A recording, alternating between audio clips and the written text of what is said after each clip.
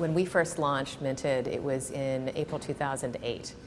And there were both perceived failures as well as true failures that were going on at the time. And one is that in terms of the perceived failure, everybody was telling me that selling paper online was a really bad idea.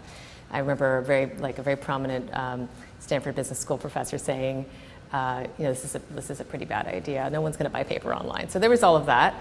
And then there was the actuality where we actually opened our doors and I should provide some context here. I had sold a company successfully in 2000 for about $100 million, and in my 30s started Minted. So I was an older entrepreneur, and had something to lose. I had a reputation to lose, and I think that made the pressure even more intense to have that come on the heels of a success, and have all my investors having invested in Minted because of the success of Eve, really turned the pressure up quite a bit.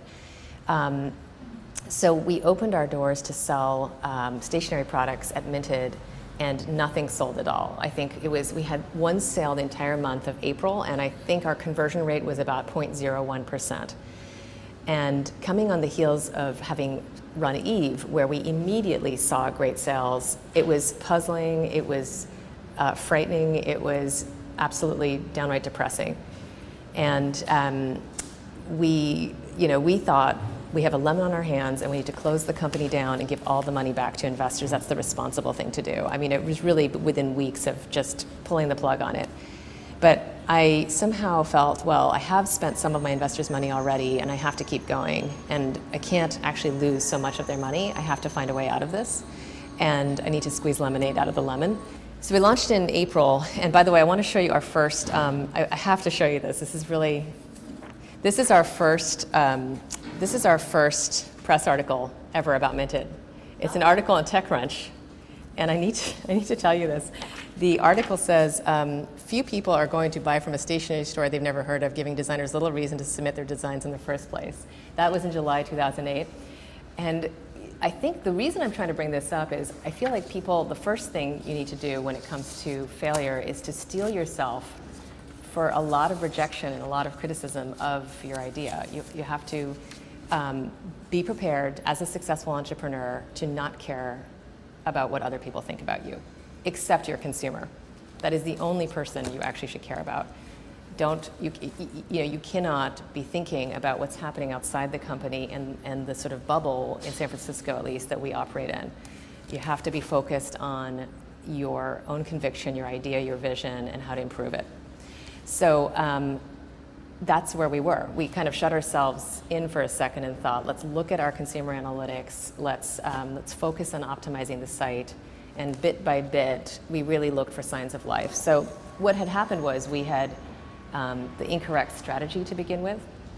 We had spent most of our startup money on launching a site that sold mostly branded stationery products that we had signed up for exclusive distribution online. But also we had begun design competitions, where we would invite independent designers to submit designs. They would compete, people would vote, and we would sell the winners as stationery products. We had only launched our first challenge. We had 22 designs for save the date cards for sale. And we saw tiny signs of life, like 3 orders, let's say, in 1 week. And so what we realized was we had something like 800 products launched of branded product, and we had 22 designs of the crowdsourced product. And when we saw tiny signs of life, we thought, well, it's not much, but at least it's a sign of life.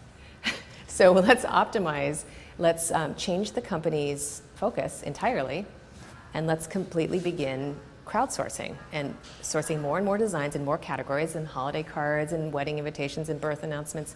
Let's start to try to take any money we have left, any runway we have left, and go hard after this tiny little thing that doesn't look like it's that big, but has now become a business that is in the substantial 8 figures.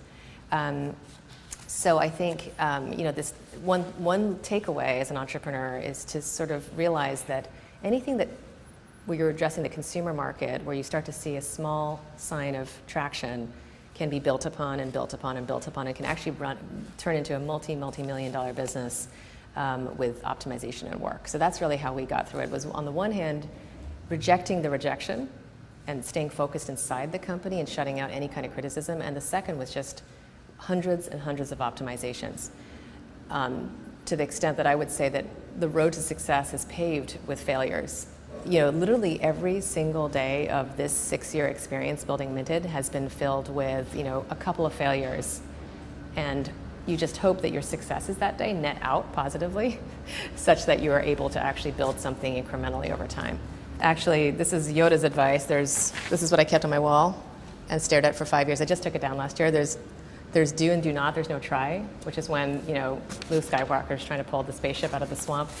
There was just this conviction that the idea of crowdsourcing design was a good one, that we would find geniuses and bring them to the consumer market, and that philosophically, that idea has kept me going. These wonderful people I get to work with at Minted, as well as the designers in the community and what we're doing for them, keeps me going. And then just, so I think drawing strength and inspiration from colleagues, from people you're helping, is a big source of energy to get through the tough times. And as well, just really focusing on just not accepting failure. Just really sustaining yourself through incremental improvements and seeing success from that and not accepting failure. I think in this particular case, because I had taken money from friends and family, I felt so obligated to keep going for my angel investors that really helped me. So that's an unusual situation. I think the two most common mistakes that entrepreneurs make, and frankly, even within my own company, when we try a new product idea, I see people making this a lot if they're first-time entrepreneurs or first-time product managers. Let's say we experiment with a product at Minted. The first time out of the gate, the product's going to look pretty ugly in terms of its success metrics. It always does. You're not going to get to success until you've actually optimized the product a couple of times. So I think one common mistake is to give up too early in terms of a consumer product, a consumer internet product, and not actually have the analytics in place to actually find that one little thing that works. It's sort of like what Jeremy Stoppelman told me from Yelp, that in the beginning they were trying to get people to actually recommend restaurants to each other one-to-one, and that nobody would actually write a review for fun. So they almost didn't launch that product, and that became Yelp. It's really the same at Minted. We almost gave up. We had this tiny crowdsourcing element of our business, and that became the center of the entire business. But we almost gave up, and we almost didn't even launch it. So I think the two things are, look for the small sign of success within the failure. Don't give up or overlook that small sign too fast, and recognize that it's going to involve hundreds of optimizations to get to the big success you're reading about in TechCrunch. There's so many people who will poo-poo an entrepreneur's idea in the beginning that you can't actually hold it against anyone. Things that look really ridiculous actually often turn out to be very big. Yeah. Like, I remember actually back in the day thinking that nobody would buy shoes online. I will go on the record saying that I thought Zappos was a bad idea. Wow. I thought it was ridiculous. I never thought people would buy shoes online. And this is coming from someone who had launched a cosmetics company online and had been told repeatedly that women wouldn't buy online and that cosmetics would never be bought online. So I think that the fact is that it's very, very hard to predict the future in consumer internet because behavior changes so fast. So you really can't hold it against people who are naysaying your idea in the beginning. So that's how I feel about that.